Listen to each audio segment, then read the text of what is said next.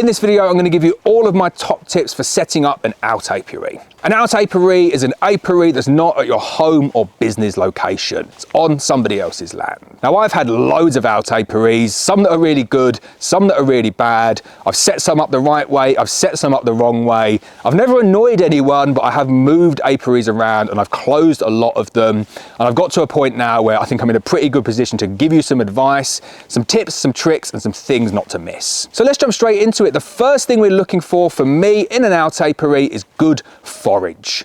There's no point bringing all of your bees into an apiary, into a site, if they're not going to collect you any honey. You might as well just not do it to start off. So I'm looking for mature woodland, really good in North Wales, good arable crops, borage, oilseed rape, beans. I'm looking for the right type of soil and I'm looking for a relatively high water table. Now you can go away, you can find out all of that information. And the reason I say that is because we're moving more and more into like drought conditions now in the summer. And if you find an area that's got the right kind of soil, little bit of clay in it, it's going to retain that moisture with a relatively high water table, maybe with a water course within a mile, mile and a half away, and mature trees that are going to go down and tap that water, you're going to have a really good, sustainable source of nectar. So first thing I look for is good forage. And what I would say as well is that once you've found a place that you think's got good forage, you need to try that out for 2 or 3 years. Don't be afraid to say that this apiary is not performing. I'm going to cut my losses here and I'm going to try somewhere else. That's how you find the really brilliant apiaries, is that you keep on moving, you keep on evolving, and you iteratively improve the apiaries step by step. Now, when I'm setting up my out apiaries, I have a number of red lines. Areas that I will not compromise on. Doesn't matter if everything else is perfect. If I don't get my red lines, I don't set up an apiary there. One of those red lines for me is vehicle access. If I can't get my pickup truck to within 10, 15 meters of that apiary at every single point throughout the year, whether it's baking hot in the summer, freezing cold in the winter, or for the other 340 days of the year in Wales, soggy and damp, then I'm not setting up an apiary in that spot. It might be perfect in every other way, but believe me, when you come to go and do something in the winter or in the autumn and you want to feed or add some fondant or do something, and you're ferrying these boxes across 100 meters of soggy field, you will not be happy with that at all, and you'll wish that you sited it closer to good vehicle access. So this leads me nicely onto the next point, which is use Google Earth to your advantage. You might be thinking, well, how do I know if there's good vehicle access? Use Google Earth, look at where the tracks are in the field, look at where the roads are, look at where the paths are, look at where the water courses are. Use Google Earth to determine where you want to site your bees. And when you're determining that, be very, very specific. Stick an X on the map, print it out, and then you're going to go to the landowner and you're going to say to them, I want to keep bees here, and give them the reasons why you want to keep bees there. If you do this the other way around and you just go to the landowner and say, hey, can I keep some bees on your land?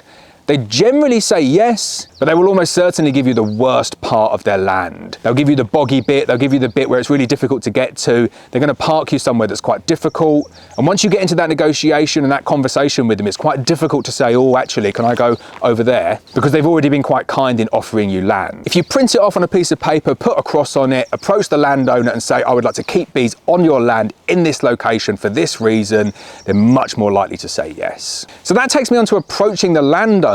Again, Google is your friend here. You can generally find it from Google who owns that actual piece of land, but don't be afraid to go and knock on people's doors. Go up to the farmyard, go up to the business unit and say to them, I would like to keep bees on your land, but when you go there, make sure you follow these tips. Put on your bee suit, nice clean bee suit, and go armed with a jar of honey.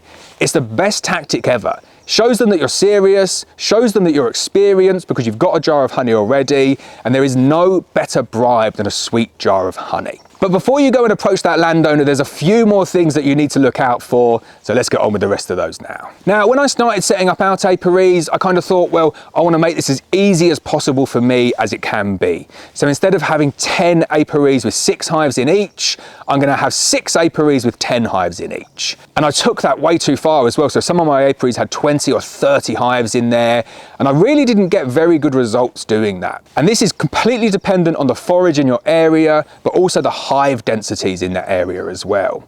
So you do need to chop and change, be a little bit iterative with this.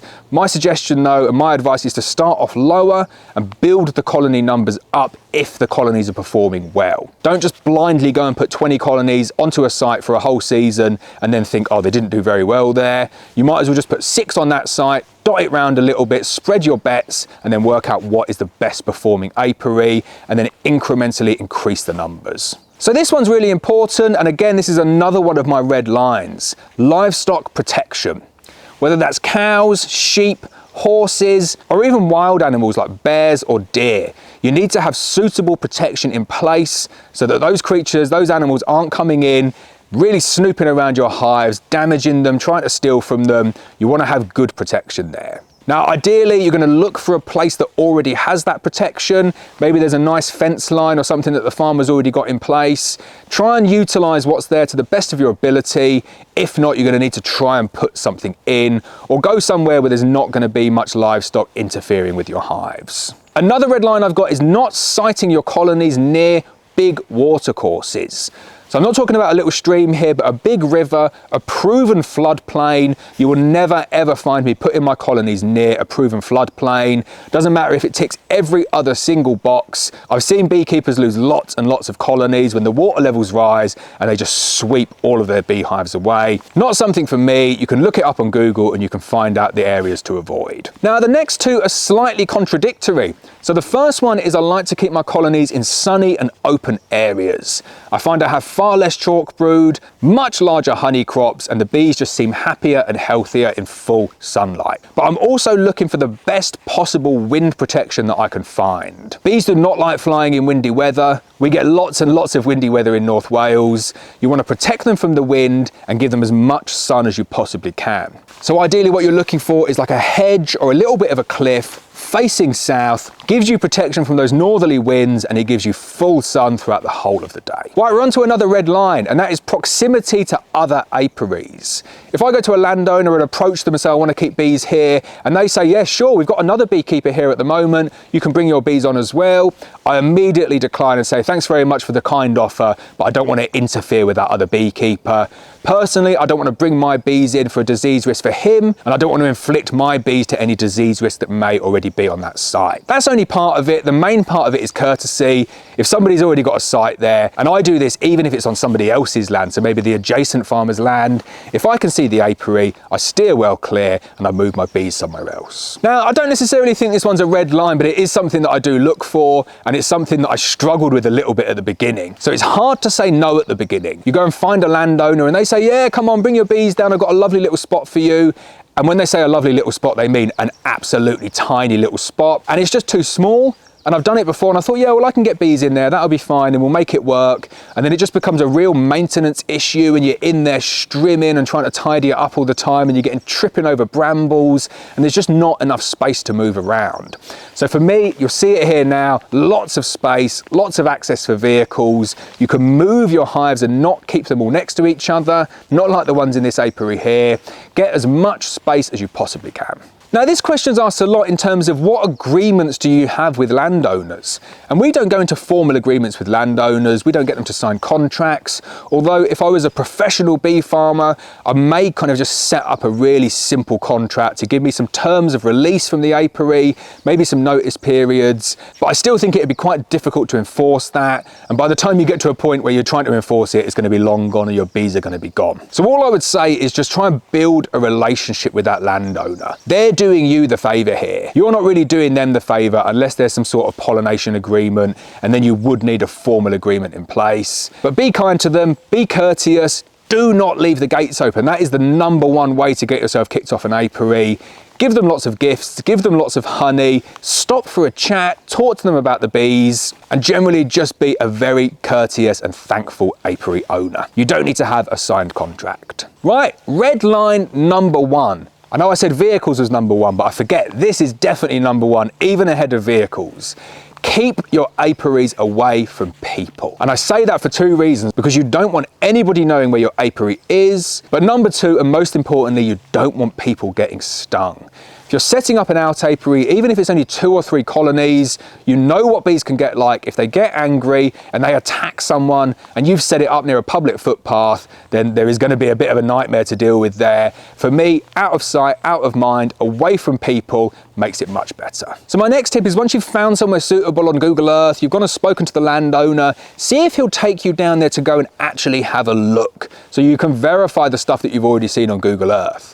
I've had this a couple of times where you find somewhere, it looks perfect on Google Earth, and you get down there and you realise, oh, this is not perfect at all. There's something wrong. There's maybe like a big, really steep hill getting down to it that you can't get your vehicle down to, and you need to call the whole thing off. Be prepared at that point to walk away. Don't settle for second best. If the site isn't suitable, you're much better off leaving it and trying to find another one. Now, I mentioned this one before, but it's really important, so I will double down on it, but that is respect the apiary. So we've spoken about closing gates, being courteous to the landowner, but don't leave your litter around. Don't have fires in the middle of the day. Don't do anything other than tending your bees at the site unless you have a prior agreement. Really, really easy way to get yourself kicked off a site is by leaving litter around or leaving it in a mess.